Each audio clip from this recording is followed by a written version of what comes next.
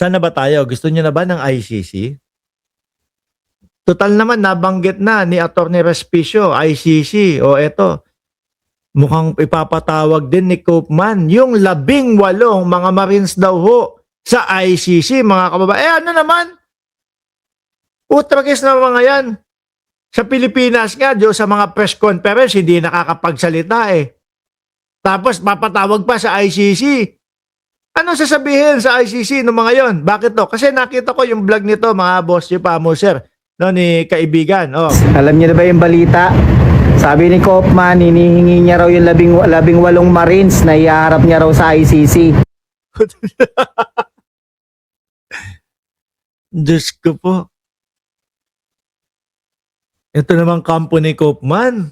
Kung ano-ano mga pinaggagawa sa buhay. Parang hanahalata ko na ang gusto lang ni Koopman tumagal yung kaso ng dating Pangulong Duterte. Ngayon naman, eto naman, hihingin yung 18 Marines. Dito pa nga lang sa Pilipinas, hindi na maitayo yung kanilang yung kanilang pagkatao para paniwalaan ng mamamayang Pilipino. ICC pa. Ano, trip nyo din sa ICC? Taniman din ng mga ganyan, tanim witness din. Anak ng putik naman, ibahin nyo naman ang ibang bansa. No, so kung sa Pilipinas, lumulusot yung mga ganyang mga tanim witness, doon sa ICC malabo. Kaya nga 'di ba ang sabi, mahina na po, berewek na po si dating Pangulong Duterte. Hina-hina na daw, sabi ni Bato de la Rosa. Ano ginawa, mga kababayan? Nagpadala ng eksperto, nagpadala ng doktor. Nalaman, nakita, maaari, pwede na makadalo doon sa kanyang hearing ang dating Pangulong Duterte. Sa ICC kasi walang ganyan. Walang mga pa-effect-effect na mga paawa-awa. Walang ganyan sa ICC. Rektahan. Ano naman gagawin nung 18 doon? Ex-Marines doon.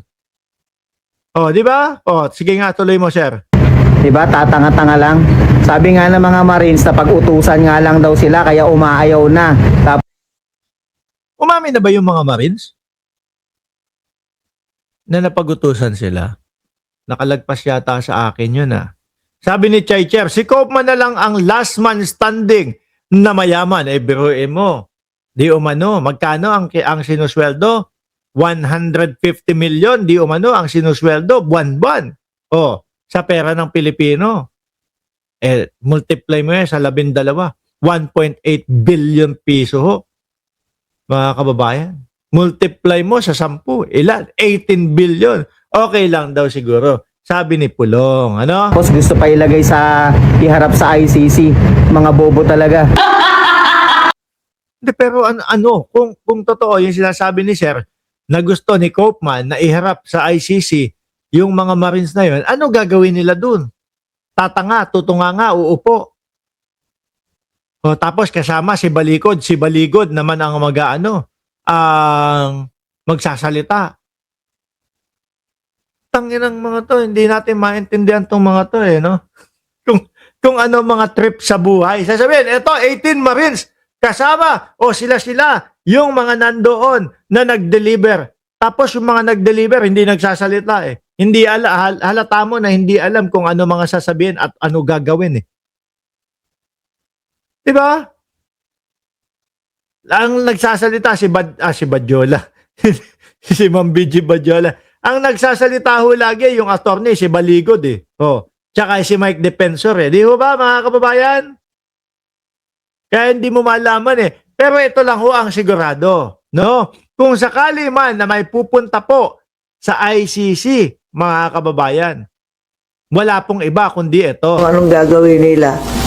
Si Bato at si Bungo ho, mga bossing. Kasi nga, di ba, ilang araw na po ang mga nakalipas, talagang hindi na po redacted o retracted yung kanilang mga pangalan doon sa ICC.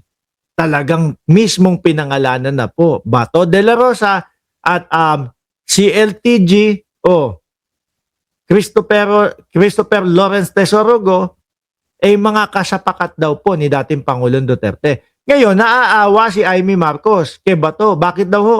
Kasi hindi nasasahod. No work, no pay na daw po. Pinagtatanggol ni Senadora Amy Marcos si Bato de la Rosa at pinuri pa ho, pakinggan nyo. Ko alam kung anong gagawin nila. Dapat ba siya Naawa naman ako kay Senator Bato. Kapitbahay ko yun sa opisina. Meron nga nagsasabi na hindi daw kukuha ng sweldo at wala na raw yung opisina niya. No work, no pay daw ang basehan. Dapat naman ho talaga ganun. Kasi ho, kawawa naman kaming mga nagbabayad ng tax, di ba, Tony? Shout out sa inyo. Kawawa kaming nagbabayad ng tax. Biruin mo, si Annalyn Ando, bibili ng candy yan, bibili ng manok, bibili ng baboy sa palengke, bibili ng mga gulay. Lahat yun may mga nakapatong na tax.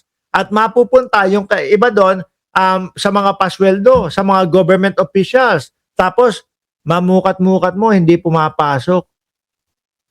Hindi nagpaparamdam sa Senado. Sarap naman ng buhay nun. Sa regular na Pilipino, mga kababayan, kapag ako hindi pumasok, wala akong sweldo. Di ho ba? Tapos magkano sweldo yan? Hindi naman po biro-biro. 300,000 plus ang sinusweldo ni Bato de la Rosa, di ba?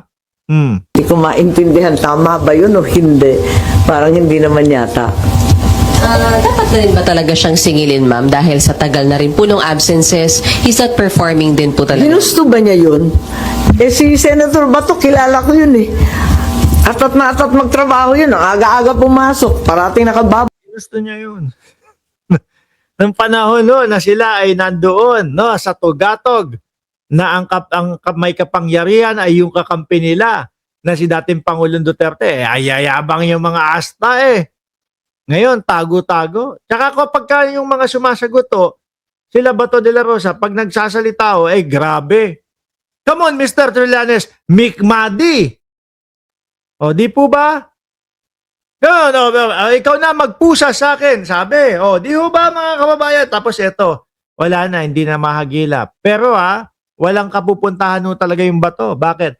Pag pumasok siya, pag hindi siya pumasok, ethics complaint ang kakaharapin. Pag pumasok naman mga kababayan, baka ICC naman. Paggising niya, kinaumagahan na. Si Bongo, hindi rin sabi ni Ma'am Neng Gigi, si Bongo rin ba nagtatago na? Hindi pa ho. No? Siguro hindi alam. Kasi may mga intel naman yung mga yan. No, yung mga senador na yan, meron silang mga intelihente o intelihensya na mga kumbaga, alamin mo nga kung totoo yung sinasabi. Noong si Ombudsman Boying Remulla, nalaman, totoo nga, meron talagang kaya nagtago.